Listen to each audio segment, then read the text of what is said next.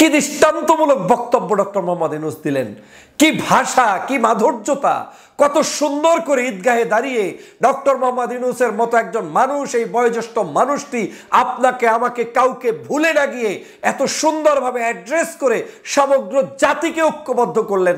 বক্তব্যের মধ্যে ঈদকে কেন্দ্র করে মনে হচ্ছে যেন তিনি প্রত্যেকটি মানুষের হৃদয়ের ভিতরে ঢুকে ঢুকে ঢুকে ঢুকে আপনাকে ঈদ মোবারক জানিয়ে দিচ্ছে। শিশু থেকে শুরু করে বয়স্ক বৃদ্ধ মানুষটি পর্যন্ত ডক্টর মোহাম্মদ ইউনূসের কাছে আজকের আবেগ আপ্লুত হয়েছে, তার ভালোবাসায় মুগ্ধ হয়েছে, তাকে হৃদয়ে স্থান করে দিয়েছে। এর চাইতে আবেগের ঈদ আর কিছুই হতে পারে না, এর চাইতে আবেগের আর কিছুই হতে পারে না। যে ঈদে দেশনেত্রী বেগম খালেদা জিয়ার মতো মানুষ এত স্বাচ্ছন্দ্যে তার পরিবারের পাশে দাঁড়িয়ে ঈদ করছে, এর চাইতে আনন্দের ঈদ আর কিছুই হতে পারে না। যে ঈদে জামাতের আমির ডাক্তার শফিকুর রহমান তিনি এতেকাফে বসে 10 দিন শেষ করে উন্মুক্তভাবে মানুষদেরকে নিয়ে ঈদ করেছে, এর চেয়ে আনন্দের ঈদ কিছুই হতে পারে না। আমরা সমগ্র রাত চাঁদ রাতের মিছিল করেছি, আবার আজকের সেই পুরানো কালচারে গিয়ে নতুনভাবে ঢাকা শহরে র্যালি করেছি। এর চেয়ে আনন্দের দিন আর কিছুই হতে পারে না। যে আনন্দের দিনে বিএনপি, জামাত, হেফাজত, চরমনাই সবাই মিলে ঐক্যবদ্ধভাবে একটি দিন কাটিয়েছি। এমন শান্তির ঈদ বাংলার জনগণ স্বাধীনতার পর আজ পর্যন্ত কখনোই দেখেনি। ডক্টর মোহাম্মদ ইউনূসের যতগুলো ভালো কাজ, ভালো দিক বাংলার মানুষের হৃদয়ে স্থান অর্জন করেছে, তার মধ্যে অন্যতম হচ্ছে আজকের এই ঈদ উল ফিতরের দিন। ডক্টর মোহাম্মদ ইউনূস যখন নিজে ঈদগাহের ময়দানে উপস্থিত হয়ে দেশ জাতির উপরে বক্তব্য রেখেছেন, তখন আমি সেটা শুনেছি এবং দেখেছি তার এই বক্তব্যে কেউ বাদ যায়নি। একজন কৃষক, শ্রমিক, একজন সাধারণ নাগরিক থেকে শুরু করে আমলা পর্যন্ত, ঘরের ভিতরের একজন গৃহিণী থেকে শুরু করে বিদেশের রেমিটান্স যোদ্ধা, একজন বাংলাদেশের শহীদ পরিবার থেকে শুরু করে আহত পরিবার, বাংলাদেশের উপস্থিত বিভিন্ন প্রান্তের ঈদগাহের মানুষ, যারা উপস্থিত হতে পারেননি এমন মানুষদেরকেও রিকগনাইজ করেছে, অ্যাকনলেজ করেছে এই ডক্টর মোহাম্মদ ইউনূস। আমি মাঝে মাঝে ভাবি কিভাবে সম্ভব একজন এই বয়স্ক মানুষের পক্ষে কোনো স্ক্রিপ্ট ছাড়া বক্তব্য দিতে গিয়ে জাতির প্রত্যেকটি নাগরিককে স্বীকৃতি দিয়ে ঈদ উদযাপন করা। এটা আসলেই একটি অসম্ভবপর কাজ, ডক্টর ইউনূসের পক্ষেই সম্ভবপর।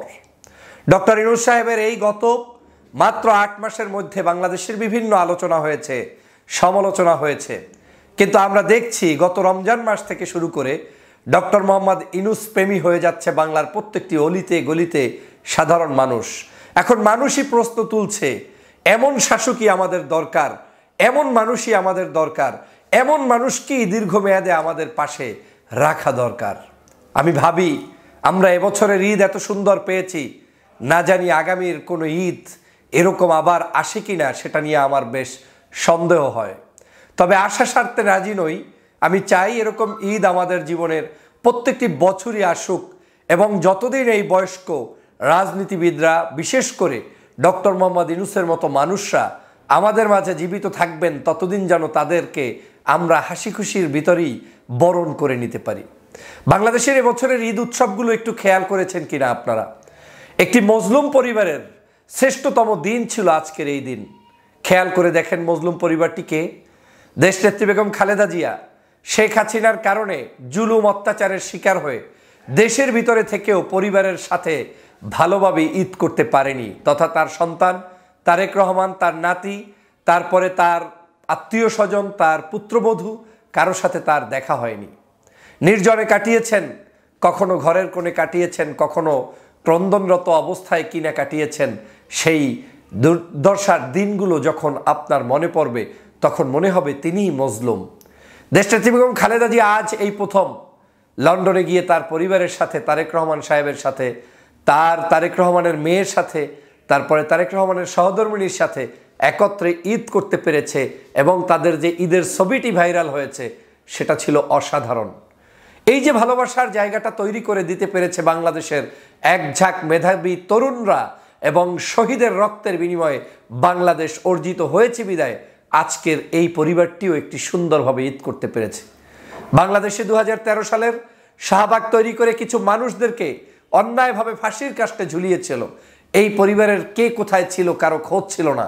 কেউ ছিল আয়নাঘরের ভিতরে বন্দী, কেউ ছিল হয়তো মানে বিভিন্ন জায়গায় পালাতক, কেউ ছিল হয়তো জেলের মধ্যে বন্দী, কাউকে হয়তো চিরদিনের জন্য শেষ করে দেওয়া হয়েছে। কিন্তু যারা আয়নাগরের বন্দী ছিলেন তারা এই প্রথম আয়নাগর থেকে বের হয়ে তার পরিবারের সাথে ঈদ করতে পেরেছেন। এই আনন্দ আপনি রাখবেন কোথায়? এই আনন্দের শেষ কোথায়? এটাই হচ্ছে যে বহু কষ্টের পরেও আবার একটু স্বাধীনতা, আবার একটু আনন্দ, আবার একটু একত্রে ঈদগাহে যাওয়া, সে এক অন্যতম মহা মিলন ঘটিয়েছে বাংলাদেশে। বাংলাদেশে গত 16 বছর পর্যন্ত এই আওয়ামী লীগ সরকার রাজনৈতিক অঙ্গনে শুধু আওয়ামী লীগ ছাড়া কাউকে পাশে রাখতো না। কোনো ঈদের নজির নেই। বিএনপি, জামাত, চরমোনাই, হেফাজত, অন্যান্য রাজনৈতিক দল কেউ কারো পাশে বসে সুন্দর মতো ঈদ করতে পেরেছে, নজির নেই। 16 বছরের জুলুম অত্যাচারে সবাই ছিল অতিষ্ঠ। কিন্তু আজকের এই প্রথম বাংলাদেশের কেউ আজকের এতেকাফে বসছেন। নির্দ্বিধায় জামাতের আমির ডাক্তার শফিকুর রহমান 10 দিন ব্যাপী এতেকাফ করলেন, মসজিদে রাত দিন কাটালেন, দেশের জন্য দোয়া করলেন। মানুষটার জীবনের একটা অন্যতম অংশ এরকম মসজিদে মানুষের সাথে কাটাতে পারলেন। আমি জানি না গত 16 বছরে এরকম সুযোগ তিনি পেয়েছেন কিনা। আমি নিজে তার সাথে সাক্ষাতে ধন্য হয়েছি। আমি বিভিন্ন সময় দেখেছি এই মানুষটির আচরণ, আমি অবাক হয়েছি। বিশেষ করে এই রমজানের এতেকাফে একজন রাজনীতিবিদ বসার মতো পরিবেশ পেয়েছে, এটা এই স্বাধীনতার ফসল। আজকে একই উপায়ে বাংলাদেশের সমগ্র জায়গায়, অলিতে গলিতে, প্রত্যেকটি জায়গায় আপনি দেখেন রাতের বেলা মিছিল হয়েছে, ঈদের মিছিল হয়েছে, আনন্দ মিছিল হয়েছে, র্যালি হয়েছে, সবগুলোতে দলমত নির্বিশেষে মানুষের উপস্থিতি। তার চেয়েও আনন্দের সংবাদ, ঈদের জামাতগুলোতে ভেদাভেদ নেই। জামাত, বিএনপি, চরমোনাই, হেফাজত, আলেম, ওলামা যে যেখানে পেরেছে সেখানে নামাজ পড়েছে, গ্রামে গ্রামে গিয়েছে, মসজিদে গিয়েছে, বাড়িতে বাড়িতে, সবাই পাড়ায় মহল্লায় ঈদ উৎসব হয়েছে। তার চেয়েও আরো আনন্দের সংবাদ, ঢাকা থেকে এবার ঈদে আসতে সবচাইতে কম সংখ্যক মানুষকে হয়তো আমাদের হারাতে হয়েছে। আমরা চাই 0% মানুষ মারা যাক, কোনো মানুষ না মারা যাক, আমরা একেবারে শান্তভাবে চাই। কিন্তু আমাদের দেশের রোড, আমাদের দেশের গাড়ি চালক, আমাদের দেশের মানুষের কালচারের কারণে অনেক সময় সব আপনি পারবেন না। তারপরেও আল্লাহ পাক আমাদেরকে অনেক বড় নেয়ামত দিয়েছে। এবছর কম সংখ্যক মানুষ ওই অর্থে বড় ধরনের বিপদে পড়েছে।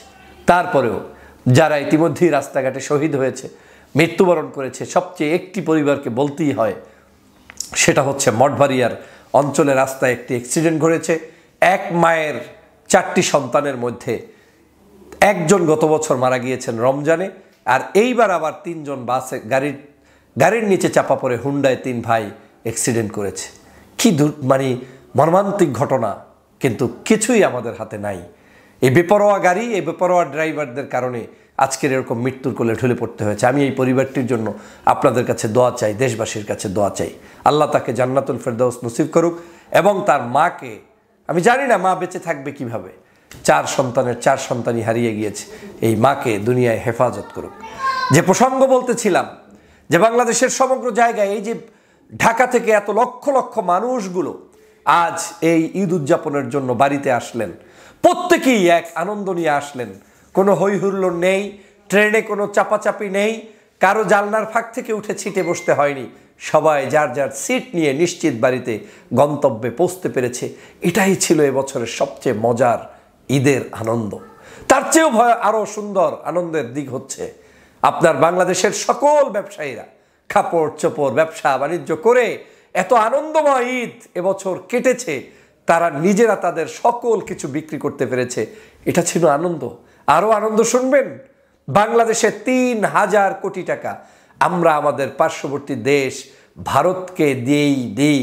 আমার দেশের মানুষরা ওই দেশে যেত ভিসা পেলে, এখন ভিসা রেস্ট্রিকশন থাকায় মানুষগুলো যায়নি, এবং দেশবাসী সিদ্ধান্ত নিয়েছে ওদের কাছে যাবে না। তো না যাওয়ার কারণে আমার দেশের 3000 কোটি টাকা সাশ্রয় হয়েছে, মানে দেশি টাকা দেশেই থেকেছে, দেশের ব্যবসায়ীরা পেয়েছে। আর কি মজার কথা শুনবেন, রমজান মাস নিরবচ্ছিন্ন বিদ্যুৎ, রমজান মাস খাদ্যের বড় ধরনের কোনো অঘটন ঘটেনি। যেমন দ্রব্যমূল্যের ঊর্ধ্বগতি হতে গিয়ে আপনি পেঁয়াজও খেতে পারবেন না, আলুর চপ খেতে পারবেন না, এমন ঘটনা রমজানে ঘটেনি। আমি নিজে সাক্ষী, তারাবিতে বিদ্যুৎ পেয়েছি, সেহরিতে বিদ্যুৎ পেয়েছি, এখন কথা বলছি বিদ্যুৎ পাচ্ছি, চোখের সামনে বিদ্যুৎ যেতে দেখিনি, হয়তো অনেক জায়গায় গিয়েছে কিন্তু সেটা তুলনাবোধক কম। অতএব এত শান্তির একটি ঈদ আমরা কাটালাম, রমজান আমরা কাটালাম, এজন্য আল্লাহর দরবারে শুকরিয়া। আমি সবার আগে এই সরকারের প্রতি কৃতজ্ঞতা পোষণ করছি, আল্লাহর কাছে শুকরিয়া আদায় করছি, এই ডক্টর মোহাম্মদ ইউনূস সাহেবের দীর্ঘ হায়াত কামনা করছি। কি দৃষ্টান্তমূলক বক্তব্য ডক্টর মোহাম্মদ ইউনূস দিলেন, কি ভাষা, কি মাধুর্যতা, কত সুন্দর করে ঈদগাহে দাঁড়িয়ে ডক্টর মোহাম্মদ ইউনূসের মতো একজন মানুষ, এই বয়োজ্যেষ্ঠ মানুষটি আপনাকে আমাকে কাউকে ভুলে না গিয়ে এত সুন্দরভাবে অ্যাড্রেস করে সমগ্র জাতিকে ঐক্যবদ্ধ করলেন।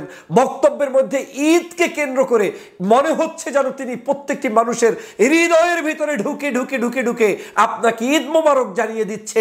শিশু থেকে শুরু করে বয়স্ক বৃদ্ধ মানুষটি পর্যন্ত ডক্টর মোহাম্মদ ইউনূসের কাছে আজকের আবেগ আপ্লুত হয়েছে, তার ভালোবাসায় মুগ্ধ হয়েছে, তাকে হৃদয়ে স্থান করে দিয়েছে। এর চাইতে আবেগের ঈদ আর কিছুই হতে পারে না, এর চাইতে আবেগের আর কিছুই হতে পারে না। যে ঈদে দেশনেত্রী বেগম খালেদা জিয়ার মতো মানুষ এত স্বাচ্ছন্দ্যে তার পরিবারের পাশে দাঁড়িয়ে ঈদ করছে, এর চাইতে আনন্দের ঈদ আর কিছুই হতে পারে না। যে ঈদে জামাতের আমির ডাক্তার শফিকুর রহমান তিনি এতেকাফে বসে 10 দিন শেষ করে উন্মুক্তভাবে মানুষদেরকে নিয়ে ঈদ করেছে, এর চেয়ে আনন্দের ঈদ কিছুই হতে পারে না। আমরা সমগ্র রাত চাঁদ রাতের মিছিল করেছি, আবার আজকের সেই পুরানো কালচারে গিয়ে নতুনভাবে ঢাকা শহরে র্যালি করেছি। এর চেয়ে আনন্দের দিন আর কিছুই হতে পারে না। যে আনন্দের দিনে বিএনপি, জামাত, হেফাজত, চরমনাই সবাই মিলে ঐক্যবদ্ধভাবে একটি দিন কাটিয়েছি, এর চেয়ে আনন্দের আর দিন হতে পারে না যে আমরা একজন ফ্যাসিস্টকে জেলের এখান থেকে মানে কি বলে বাংলাদেশ থেকে তাড়িয়ে দিয়ে তারপরে বাংলাদেশে ঈদ করতে পেরেছি, সেই শেখ হাসিনা মুক্ত একটি স্বাধীন বাংলাদেশে ঈদ করতে পেরেছি। এর চাইতে আনন্দের আর কিছুই হতে পারে না। প্রিয় ভাইরা আমার, প্রিয় বোনেরা আমার, আসুন কলহমুক্ত সুন্দর একটি ঝঞ্ঝাল মুক্ত বাংলাদেশ গঠন করি, এইরকম সুন্দর আবহে বাংলাদেশকে বিনির্মাণ করি। সবাইকে ধন্যবাদ। ঈদ মোবারক, ঈদ মোবারক।